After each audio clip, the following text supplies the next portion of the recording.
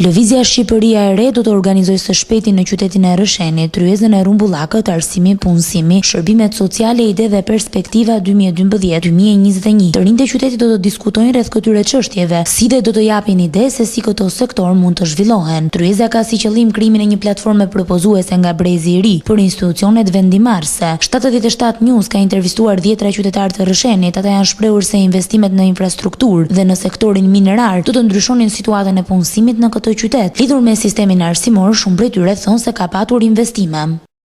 Si funksionon sistemi arsimor këtu? Funksionon shumë mirë, në bazë të rregullave, gjithçka është në rregull. Drejtoria arsimore ka dhënë udhëzimet, Ministria e Udhëzimit, në bazë udhëzimeve, zyra arsimore ka bë kuadrin, është gjithçka në rregull. Në përgjithësi, sa hapësira ka për të punësuar të rinj në këtë qytet?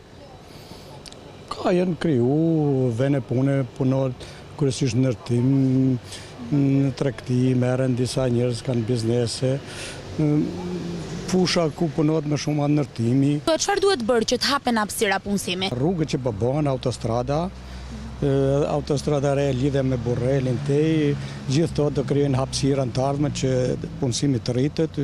Goxha në Mirdit ka kaluar autostrada, janë punësuar me dhjetra, me mijëra njerëz në autostradë, janë punësuar përsëri sot në autostradën në këtë rrugë që bëhet tej me dhjetra mirëditorë dhe punojës. Janë gjitha me të ardhuna për kanë ndikuar në ekonominë tonë. Lëvizja Shqipëria e Re organizon një tryezë për disa ditë bëhet fjalë me të rinj nga qyteti i Rëshenit, do të diskutohet për arsimin, për punësimin dhe për shërbimet sociale. Më pas do të bëhet një platformë konkrete me gjitha idetë dhe sugjerimet që këta të rinj do t'japin dhe kjo platformë do të delegohet në ato institucione të cilat kanë fuqi vendimarrëse. Synimi është të mblidhet zëri të rinjve. Si duken të tilla tryeza? Mendoni se ka ardhur koha të dëgjohet zëri të rinjve? Absolutisht që po. Si shihni ju këto? Absolutisht që po. Nëse do me gjetë realitetin, do qenë pikërisht duke marrë menimet e trive, të punëtorëve, të masës njerëzve, ato kanë shqetësimet, kanë ide, kanë gjithçka, vetëm prirje pozitive ka diçka e tillë. Si duket në Rëshen punësimi? Shumë pak. Shumë pak. Nuk ka punë, njerëzit janë pa punë. Unë për shembull në shtëpinë time jam 5 vjet, vetëm vet punoj. Po arsimi, si duket? Si funksionon sistemi arsimor? Është shumë më mirë. Shumë mirë, arsimi janë në rregull, por punë s'ka. Shërbimet sociale në këtë qytet si duken? Shumë pak. Ndihma për familjet në nevojë, spitalet, shërbimi në qendra, në poliklinika si duket? Ndihma, unë për veten nuk marr, nuk di gjë fare, kurse nëpër spitale, mirë. Mirë. Si qytetare, çfarë sugjeroni? Si duhet të hapen hapësira punësimit të re? Ku duhet investohet? Për shembull, po të hy në uzinë e Bakrit, atje ka vende pune për të punuar edhe burra edhe gra. Edhe tri, dihet ajo, sepse çdo gjë është për të mirën tonë. Punësimi është në zero. Jena kot, kena marru. Po shërbimeve sociale ndaj stresave në nevojë si duken, apo edhe shërbimi që jepet në spitale, në poliklinika, si shihni ju si qytetar? Janë, dishka punojnë të spitali, këto jena ma mirë se në Tiranë, në vende të tjera. Kena ma shërbim për sa jena. Ju si qytetare, çfarë sugjeroni? Çfarë duhet bërë më tepër që të hapen hapësira punësimi? Ku duhet investohet? Shteti ka çdo gjë në dorë. Janë punëtorë pa punë, vjetur ku punojë këto. Ku është shteti? Jashtë korrupsioni i madh. Së fundi, Lëvizja Shqipëria e Re organizon një tryezë, do të mblidhen të rinj nga qyteti i Rëshenit, do të diskutojnë për arsimin, punësimin dhe shërbimet sociale. Këto ide më pas do të kthehen në një platformë konkrete dhe do të delegohen në institucione të cilat kanë fuqi vendimarrëse. Synimi është të dëgjohet zëri të rinjve, të dëgjohen idetë e tyre, të cilat ndoshta do sjellin dhe përmirësimin e situatës. Është përkrahja. Zori jashtë i punëtorit, i pensionistit, i nxënësit, i të gjithëve është, më varet sa përkrahet. Si duket punësimi, sa hapësira kanë të rinj në këtë qytet? Ka hapësira, ka pak, jo shumë. Mund të ketë në përqindje të vogël, jo shumë. Çfarë duhet bërë që të ketë më tepër punësim? Ku duhet investohet? Ju jeni një rinj nga Rësheni. Jo, këtu nuk ka, këtu s'kan lënë në asnjë sektor.